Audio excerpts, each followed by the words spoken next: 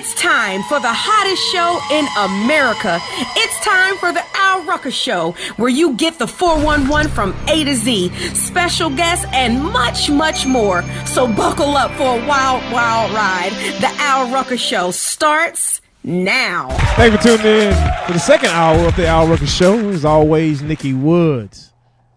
You ain't gonna say anything? Well, I'm still speechless. Honey. I'm still speechless from Reverend Jamal Bryant, so just give me a minute, please. Okay, cool. Seven the Poet. Same man. And yours truly, Al Rucker. You miss your cue, man. What'd I do? I passed it to you, bro. He's been doing all sorts of chair dancing this whole, I don't know what's going on. Did the robot? No, Okay, Terry hit with the robot, and then I Oh, broke you- it down. Oh, okay. wow. Cool. So what we got on, Nikki? We have Lil JJ. He's going to stop by Lil this JJ. hour. We're going to go out front with Nikki Woods. We're going to talk about the impact of Justice Kavanaugh and what that means for us. Ask Al. We're going to solve some problems, and we're going to talk about who might be the ass of the week. We actually solicited on social media for did. people to nominate for the ass of the week. Like, if you know the ass, let us know who the ass is. You like the T-shirt? I did. We got the T-shirts coming, so we can nominate and give you a T-shirt. Yeah, if you nominate somebody and we actually pick that somebody, we are going to give you a T-shirt for that somebody, so they can walk around. And we're gonna as try to ass of send. the I week. wonder if we send the ass of the week T-shirt to Trump. Will they let it go through security? I wonder if you think he'll get it. don't think. There's a bunch he don't get. I couldn't resist. Hey, you know what? When she was talking about the guests is gonna be on and things we were gonna talk about, one question I had, I was like, man, what changes? Does anything ever change? And then before she got finished, I realized some things will never change. Yeah, Lil JJ, how long you gonna be Lil? you gonna be little. Then, But you know what? Then we went to Kavanaugh, and she said Justice Kavanaugh. Nope, his name Brett. Forever. Yeah. You Brett, dog. Well, I'm not even calling him Brett. He's Kavanaugh. I'm not going to even give him his first name. But I think Lil JJ is probably gonna be the best comedian that we hear today. He's gonna be the funniest comedian that we hear Oh, today. shots fired. I'm not getting into that. we are going to go to break because we will introduce you to another one of our comedians coming up. But yeah, okay. We're going to go to break, but you know what? We got a lot of good stuff coming up. So we are so glad that you are here with us, and including this song, Shanice. It's for you right here on the Al Rucker Show. Thank you for tuning back into the Al Rucker Show, and we have this segment we call Out Front with Nikki Woods. Yes. Nikki, Yes. who is this beautiful woman I'm looking at with these gorgeous pictures behind her? Can you stand it? Can you stand it? We're talking to Stephanie Rose Spalding. Spalding, I will tell you a little bit about her. But first, I want to congratulate you because you are currently in the running, right? You are the Democratic candidate. Yes, thank you for Colorado's 5th Congressional District. So. Yes. Oh, man. Congratulations. And let's put a doctor on the front of her name, please, because she does have a PhD. So not only is she beautiful, she's brilliant as well. And she really is a specialist in diversity and inclusion. And so she is the perfect person for Out Front today because we want to talk about the recent confirmation of, and we still haven't put Justice on the front of it yet. We're still just calling him Kavanaugh. Brett. Some people are calling him Brett. But talk a little bit about the process, I guess, of the confirmation, but also now the impact that it's going to have not only on African Americans, but also on women. So his confirmation just really has been a outtake in political theater, right? What it has left us with is the very politicized process for Supreme Court justices. And that is not supposed to be the case. Like, this is supposed to be a nonpartisan, as objective as possible. But what we have seen in this last confirmation is that it is very political and the polarization of our country. What it means for women, particularly survivors of domestic assault, sexual assault, is that you have created a national narrative in which women are like 40 years after Anita Hill, after all of the work that we thought we had been progressing in, we are back in the same place with individuals that won't come forward because they know that they will not necessarily be believed. And the turmoil, the burden of articulating their pain and their issue will fall on them and not necessarily the individuals who have caused it.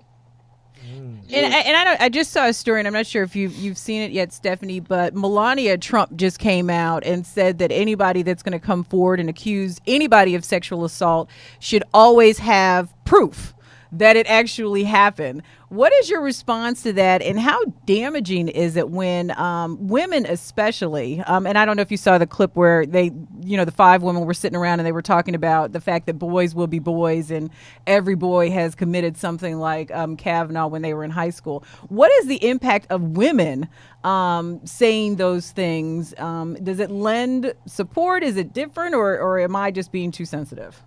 No, it's that much worse, right? When we had conversations really early on in the passing of equal opportunity legislation, where we had issues around race, we had issues around sexism in the workforce, all they had to do was find someone of that group to a Clarence Thomas say, and it would affirm that there was no racism happening, right?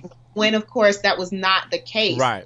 Problem is that we have created this culture around masculinity that those women are right, that it is boys being boys. And that's the problem, that masculinity looks this way, that masculinity is constructed in a way that you have access to other people's bodies that have not granted you that permission. And so, again, it makes the work that much harder and difficult to deal with when you have people policing as well as affirming the structure of oppression that folks are living in. Wow. Let me ask this, because I saw the Melania Trump statement, and I kind of agreed, because it is one of the only crimes that all you need is somebody to just say, I think in a situation like a gentleman like myself or Al, I don't want the blemish anywhere near me, although I know I've never done that, but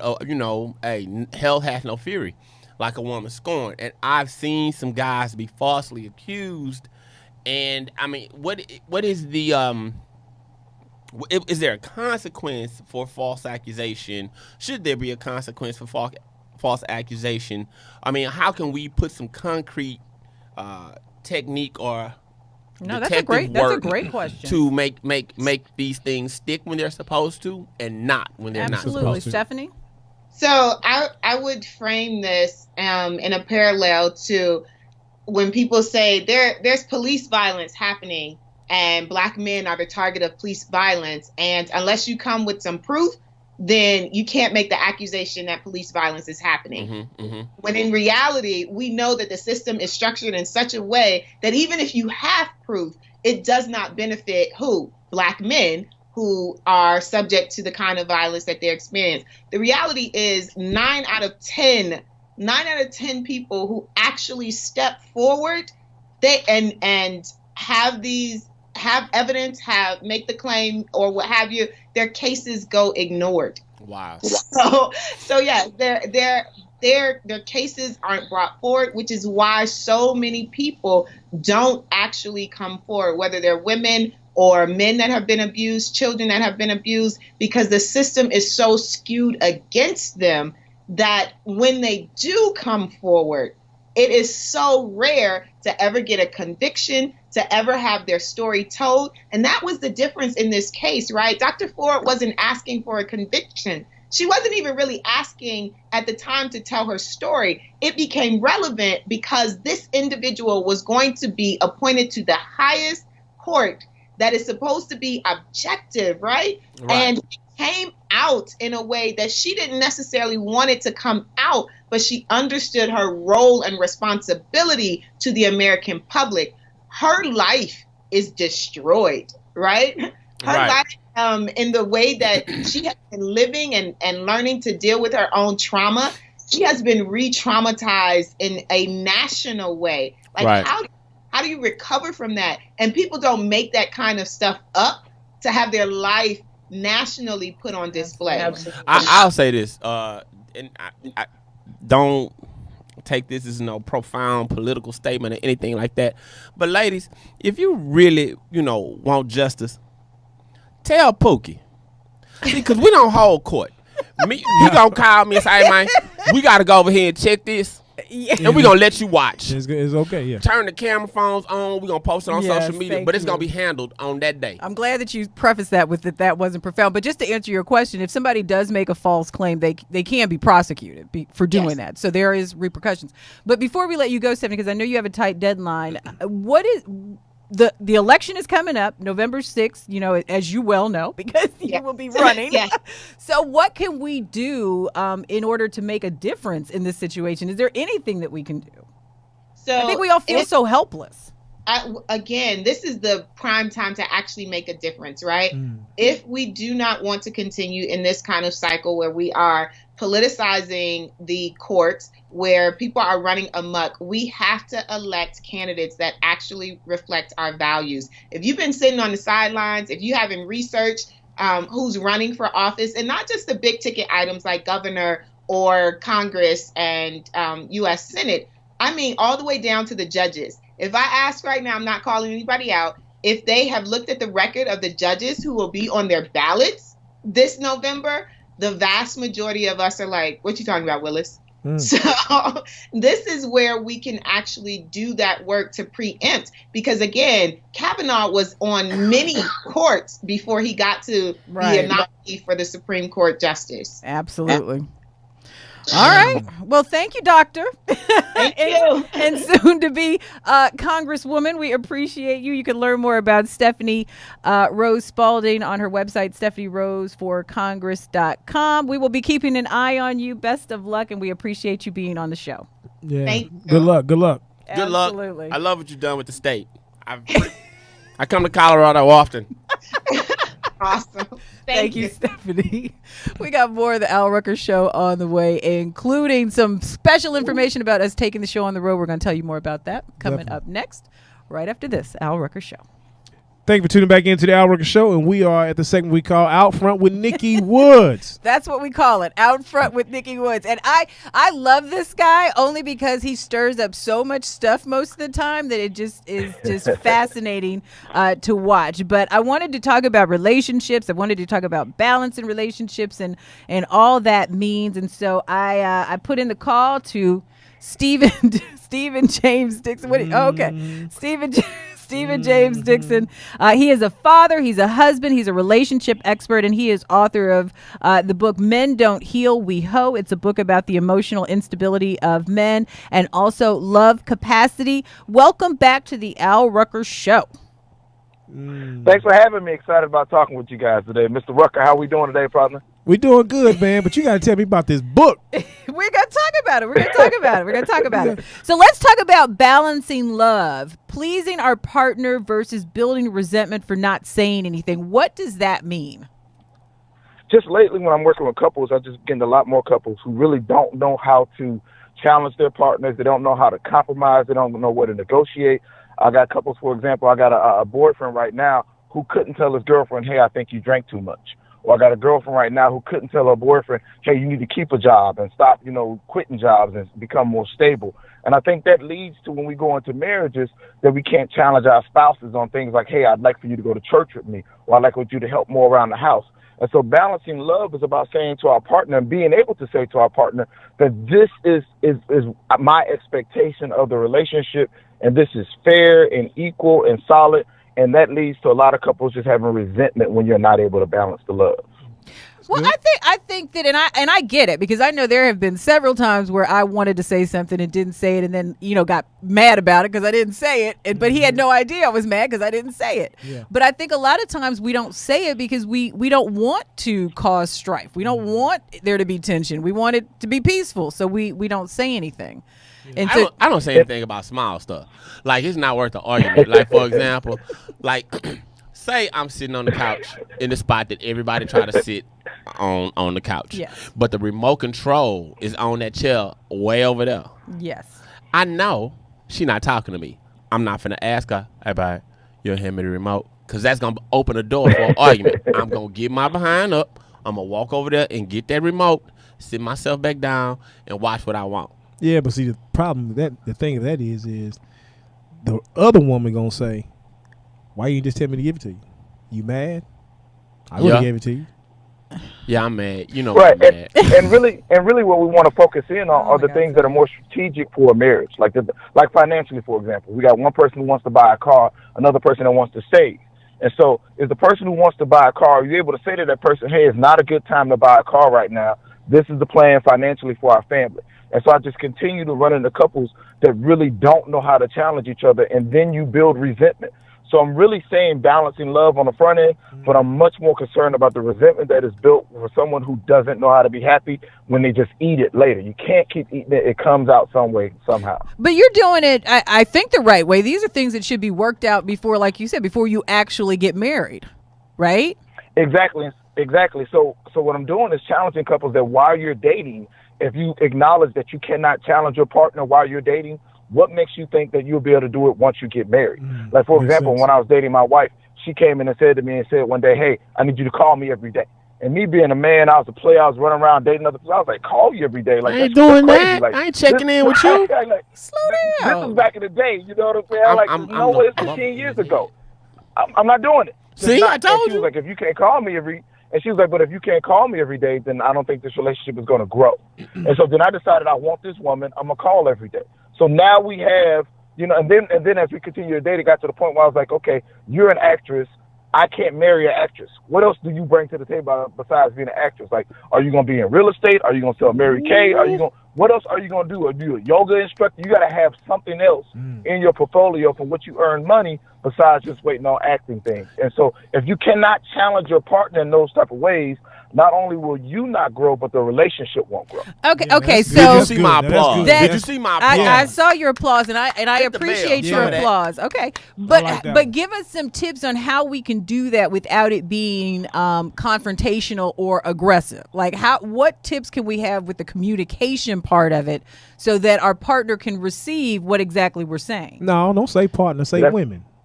I said partner. Let's say women, because it's y'all not the ones. Women. It's y'all, men too. No, y'all the ones got to. Because the woman gonna tell a women. man exactly what she feels. So a man should be able to do the same thing. Like he said, she want to tell him keep a job. You can't say that nice. Yeah, because I Keep a told you, job. I was like, "Hey man, listen, you can't keep on stripping." Stop it. He is going to give us. He's going to give us tips. We are going to walk away with some constructive tips. Stephen, go. One of the things I do with my wife when we talking about money, especially, is we have something I call a financial summit. So every year, about twice a year, I reserve us a nice restaurant. We go sit down. It is a business meeting. We have a conversation about what we're going to do with money. Anything we purchase in like over $1,000 or something like that. Like we bought new trees for the front of the house, couple $1,000s. I bought new shoes for the whip, couple $1,000s. Anything that with vacations, all that. We plan that stuff out. So things that are serious for the relationship, we sit down and we have a meeting. So it's not. See, a lot of arguments happen when you try to do things like fly by night. Like you walk through the kitchen, they walk through the living room, and we're having a conversation. Don't do that. Sit down, have a conversation, have an agenda. Know that it is a conversation and not a confrontation. And so sometimes we just approach things saying there's going to be a confrontation. It doesn't have to be that. It's not going to always be perfect. All your conversations are not supposed to be fun either. Some of them should be challenging. Just like when you have your one-on-one with your boss. Mr. Rucker this is his show, but he got people he got to respond to about numbers, about data, about things like that he has to say, how we're going to increase the audience and things like that. So he gets challenged too. Someone has to say to him, "Hey, we got to get these numbers up one way or the other." So someone's got to say about Nikki about out front, like how are we going to include more listeners. Steven, everyone has to be challenged. Solid question though. Solid question. Okay, so you're the expert. I want to talk to you about the depth of the conversation, the weight of the conversation, and the level of emotion that women possess. Because I find like when I bring something big like that to the table, it is going. I'm not talking to you though. See, that's the problem. That's the problem. Did you see that? See, that's what Did I'm you talking about. see it? See, you know what? That's the problem. Elvis has left the That's the right there. See, the problem with that is I told Nikki this here. Alpha female. Stay over there. Bro, I couldn't even finish the Yeah, but question. you over here, but you over there. Stephen, we need relationship counseling on the show. No, we don't need no relationship choir. Nikki, it's over. It's over between us. Oh my goodness, Stephen. I always love you having you on. What? Real quick. You know what's funny about dealing with that with women is that it's not always supposed to be some perfect conversation. Like I don't gauge how successful or how great your relationship is based on you not having any confrontational conversation. But they shouldn't be, one of the things I teach men especially is I'm never intimidating my wife. I'm never disrespecting my wife. I don't use words that are, you know, like I don't name call. I don't cuss at my wife ever. In 13 years, I will be 13 years on Monday. I've never, ever cussed at that woman, called her no kind of names. So as men, once we learn how to communicate in that kind of fashion, she respects you in return. Now you can have a better conversation where you can talk about issues and know that we're on the same team. So that communication is very important. All right, thank you. It's very important. And you can learn more about Stephen and also his books and his relationship counseling and advice on his website at StephenJamesDixon.com. Thank you so much, Stephen. My friend Stephen. Thank you. Say goodbye, Seth. I'll let y'all. All All right, right, holla, man. Wash the shoes on the whip. What? No, Ass of the Week is coming up. Don't even put it in there. Ass of the Week is on the way, and we've got lots more on the Al Rucker Show. Thank you for tuning back into the Al Rucker Show. We got Seven the Poet. Say, man. Got Nikki Woods. Yep. Got Al Rucker. And we got somebody sitting over there. I guess his name is Comedian Grossman. How you doing, Comedian Grossman? Good, brother. He don't live here. He don't live here? Boy, don't let me get into that. Well, we had a segment we call Hot Topics, so we got Comedian Grossman joining in. We're going to see how he does with this. We going to vibe with us. Oh, yeah. I'm ready to vibe with y'all. All right. What you got, Nick? So a lot of automobile accidents. The first one with Terrence J. Him and his girlfriend were in their McLaren, and they ran into a tree. And you know, normally you stay around, you report it, you wait for the police, but not Terrence J and his girlfriend. They ran. I can tell you exactly what was going on. I mean, they literally have video of them running. Yeah, I know. The scene. I can tell you why. Why? Can I really tell you why? It's a $200,000 car he was It running don't matter. It was a $200 head job too. Oh, he was getting. Yeah, I was up. getting some. I was getting some. I was getting some. Boom! And ran right into that tree. Are you? Yeah, I almost totaled my car like that one time. That's some superhead. Yeah, that's what that is. Anytime listen. Do you have a man? What does that have to do with anything? I'm gonna get you to understand how you can wreck a car. Say somebody has a man. Go. Let's talk about it outside of me. Let's put it in general terms. Right. She said, let's talk about someone else. All right. Yeah, but that's what happened. Him and Susie riding in the car. Okay. And then all of a sudden Susie said, hey, how you doing over there? He said, I'm doing fine. I ain't talking about you. I'm talking about him. Who? Talking about Little Richard. Have all of you all had this conversation at one time or another? I'm just saying, I ain't never did nothing like that. Do not get no head going into a curb. I can do it. You can do it. Yeah, I prop that knee on the door, and then I'm sorry.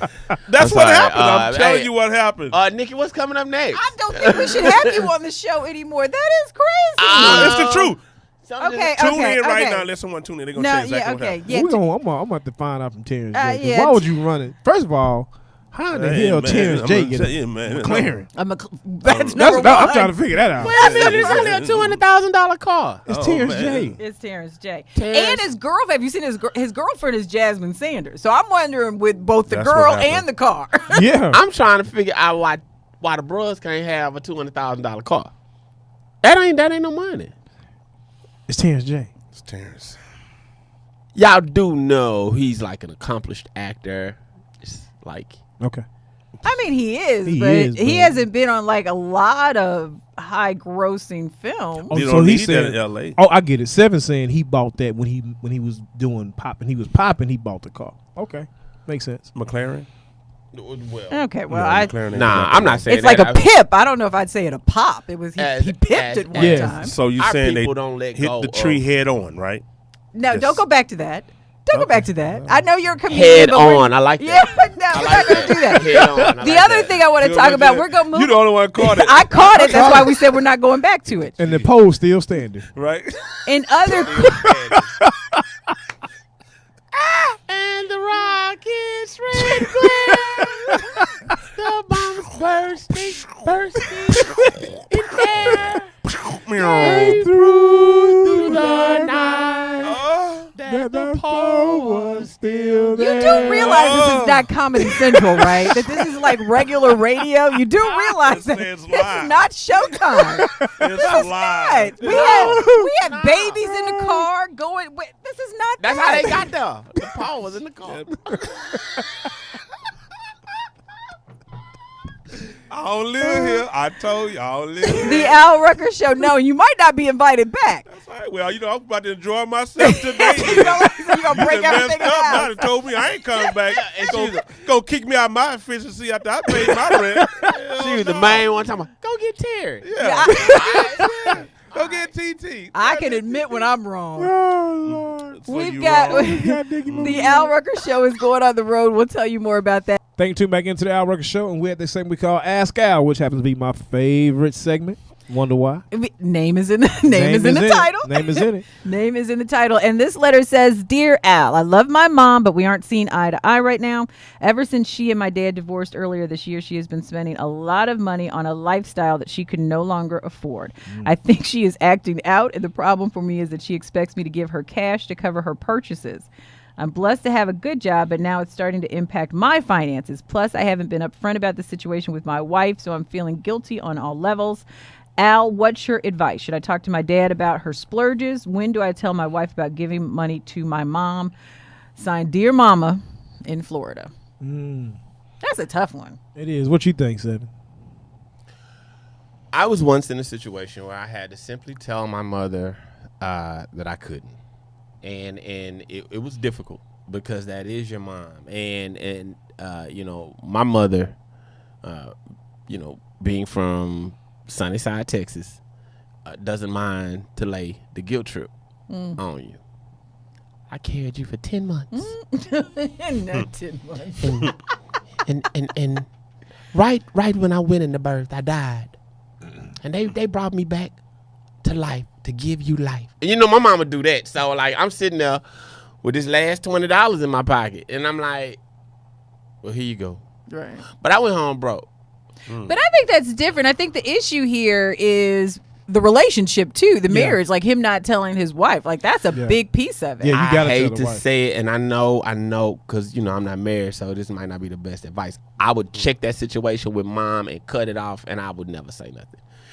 Unless it's finna shake our finances to the point that I have to say something to baby, I'm finna just say, hey, mama, listen, daddy gone.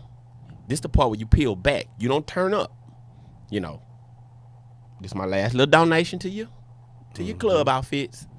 I'm done. And file back. You know what I'm saying? Yeah.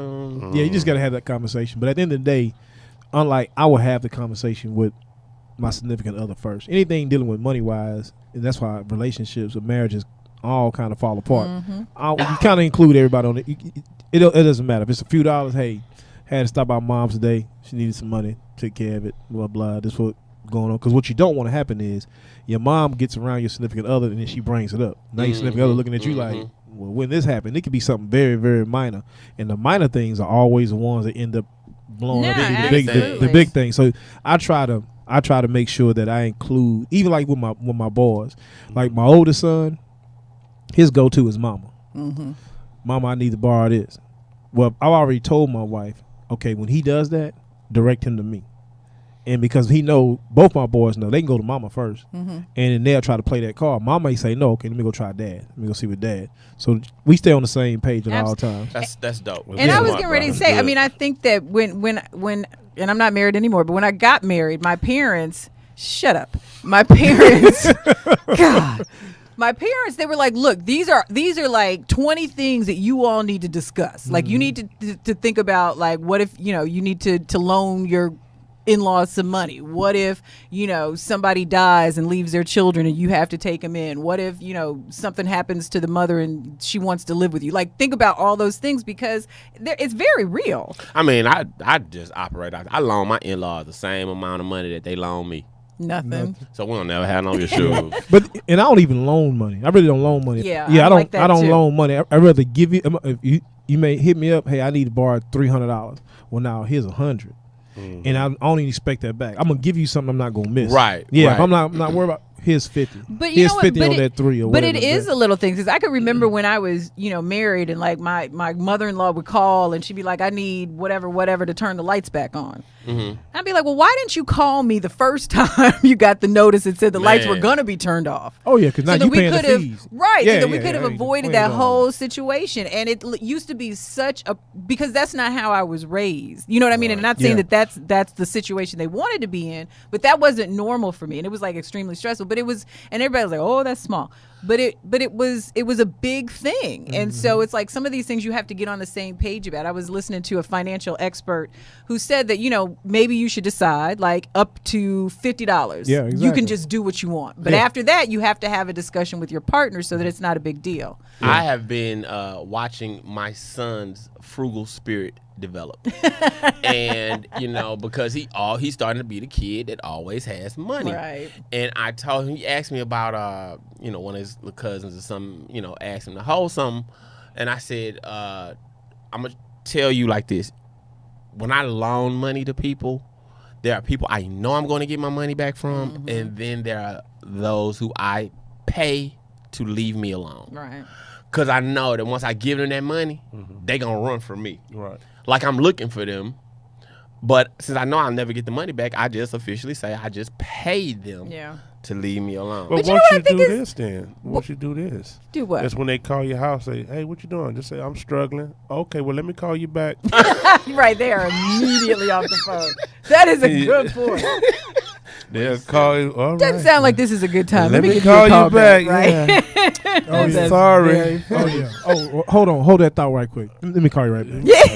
Yeah. You don't never call Never back. worry about them calling you again. Don't call back at all. I do it to you all Just the tell time. me You you're call me. struggling. Hey, Al, call me. Hold on. You ought to invite people to see what are their loaning practices. That'll be good for. That is good. You can hit us up on online. social media. Yeah, Yeah. we'll post the question just like we do Ask of the Week. We'll post a What are question. your loaning practices? That's a good one. Your money loaning practices That's for pretty friends good. and family. That is a very good one. So we have Out Front coming up. We're going to talk about some more relationship Love issues. it when you're out front. And we've also got Ask of the Week on the way. So stay tuned. It is the Al Rucker Show. Look, Comedian Grossman in the building. Listen here, man, I just want to let y'all know something. If you eat Chinese food, please be careful what you eat because you don't know what you're eating. I swear, I was at the Chinese restaurant and I yawned and I barked. I said, oh my goodness, I must have ate a poodle. So you got to be careful. If you watch on there, you said they eat live dogs. You don't know what you're eating. And I always say, you want more tea? You know why? Because that tea fill you up. You want more tea? I get more tea. I'm like, I don't want no more tea. You drinking more tea. I said, all right, well, put some sugar in it too then while you get me some more tea. But you got to be careful what you eating these days. I'm telling you. So whenever you go to a Chinese restaurant, order the poodle. It's more relaxing to your meal. Comedian Grossman, I'm out. Thank you for tuning back into the Al Rick Show, and we at that segment called Ass of the Week. Melania Trump. Oh, Can we just say it? Yeah, we're gonna say it. Melania. yeah, it got to be a Trump. I wanted to hear had a conversation with her. Tell us Say, Melania, I need to know what you gonna bring to the table other than I don't even taking think they naked talk. pictures. I don't think they have any kind of conversation. I've I never really heard her don't. say anything. So why do we choose her to be ass of the Well, week? and we talked to Stephanie about this a little bit in Out Front, but she did come out. She said, I support women and they need to be heard. We need to support them, but also women. She says that they need evidence. If you're going to come out and you're going to accuse somebody, that you absolutely have to have evidence. And I'm not saying that you don't, I mean, I don't think that, obviously we don't want people just to make false claims, but I don't know if this is like the right time where we're in the height of the Me Too movement and, we've got Kavanaugh, we've got all this going on. No. And then she, you know what, now that I thought about it, Melania just did some real homegirl stuff. Listen, before we come over here to bust these windows out, you need to make sure that he really did it, girl, because the way my probation set up. But I do think the timing is ironic because how many women have accused Trump of being sexually inappropriate at the very least and sexual assault at the other end of it? Let me tell you what I don't care about. Yeah. Women who married to the accuser. Because you know all his sexual things. Everything. You know what he like and what he don't. When that lady was sitting there, when Brett's accuser was sitting there telling, did you see Brett's wife's face? Because she knew. Yeah, you did. Oh, it. you did know. You know. Yeah. So, yeah. I mean, I think that because it's like you'll like even when with Bill Cosby, Camille was quoted as saying one time that she never saw that kind of behavior with her husband. I don't believe it. I don't believe it. Watch this here. I don't believe it. So why did she leave? Let's just say a chick try to bust me, and then my chick asked the other chick, "So what did you do?" As soon as she say, "Well, he pulled out a puzzle," I'm dead. Because you've been puzzling by the candlelight again. Yeah, but she know what she do. Yeah. Well, I don't know. You've been puzzling. After Bill Cosby and Brent, I went back and called everybody until I was 10 years old and up. Just apologize. And you been lying since you was 10? Just 10. I just called everybody. That boy called some rotary dials. I just went back and called everybody. Yeah, and you know what? It's interesting, and this may be a little off base, but stay with me. I watched this documentary on Oscar Pistorius. You remember him, the Blade Runner, and him. And so during his trial, one of his ex-girlfriends came up to testify against him to try to establish that this is his behavior, like he's violent towards women. And it was interesting because the whole time, all you could think was, she still loves this dude. Yeah. Like, he broke her heart. And this is her way of like kind of sticking it, because he had done nothing to her other than cheat on her and and do things that you shouldn't do, but he wasn't violent. But why? Why do women do that? Man. Well, I think it's people, first of all, but I think that she's still hurt, and it was just so clear. I'm not excusing her behavior; it's not right. Watch this here, man. Oh goodness. Men get into it. We'll fight and drink a beer. Yeah. No, I agree with that. You guys You know want to what go I'm saying? really quickly. Women, they want to scar your soul, bro. They want to damage you emotionally, so you never really heal.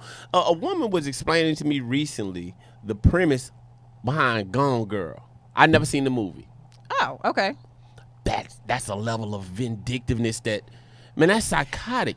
I was getting ready to say, almost devil worship. And I was getting ready to say, there's a level of mental instability that goes with that as well. Like they're like normal women, even though I think that emotionally we show. None of you are normal. Shut up. We show our hurts a little bit more, obviously, than men. But I'm not cutting tires. I've never broken a window. If you say you are done with me, peace out, Nikki, homie. how tall are you?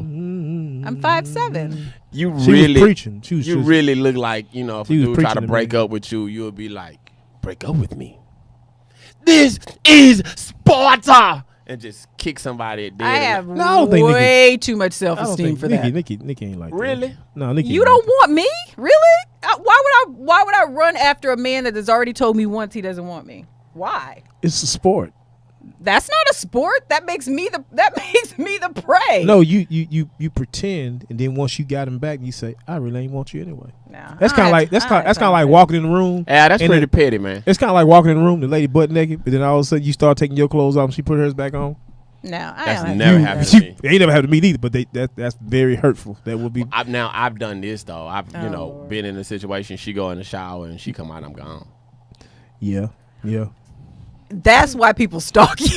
That's your problem. I will ghost. That's a good move, though. I will ghost. All right. Well, Melania is You the took ass off. of the week. You realize what you We are talking taking the show on the road. Tell them where we're going to be October 26th. Oh, we're gonna be at Northwest State University in Louisiana. Is it Natchitoches? Natchitoches, Louisiana. Natchitoches. We gonna have some Shouts fun. out to Boulder City, Homer, No, let me get it right. Shreveport. Northwestern State University Northwestern State in University, Natchitoches, very good. Louisiana. It's learning life lessons through laughter and love with the Al Rucker Show, presented by the NSU Black Alumni Alliance. We will be there from 1 to 3 on Friday, October 26th for a live show taping with Go MC DJ Chris in the Student Union Ballroom. And later that night, our boy Seven is hosting the Greek show. I think I'm gonna give me a fresh new pair of gold boots for this one. But we also Are want you a cute? we also want to remember this though.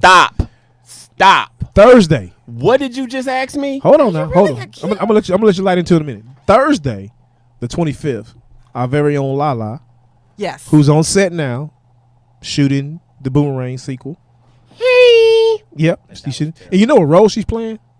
She's playing a role that similar to what Grace Jones played in Oh, Boomerang. gosh. Oh, the boomerang. Yeah, she's That's playing. going to be interesting. Yeah, That she's is going playing to that role. be So I talked to her. hilarious. Yeah, I talked to her. can see She her actually doing it. texted not long ago, said she's trying to get on Skype. She's trying to get situated before she be That's able funny. to get on. But yeah, She gonna play that but role well. that Friday, that Thursday, the 25th. She's gonna do it. She's doing a comedy show. So, but we will continue to remind you because we're extremely excited. We will be there, and we hope that everybody will come out. If you want to travel, come and join us. We will be there. Mm-hmm. And if you want us to come to your city, we will come to your city sometime soon. But we appreciate. We had a lot of good people on. We had Jaden Kane. We had Lil JJ, Reverend Jamal Bryant. We talked to Dr. Stephanie Rose Spalding. So it was a phenomenal show, and we appreciate you for hanging out with us. And we will see you next time on the Al Rucker Show. Say goodbye, Seven. Seven said, Root to the bros. Goodbye. Hey, hey, hey.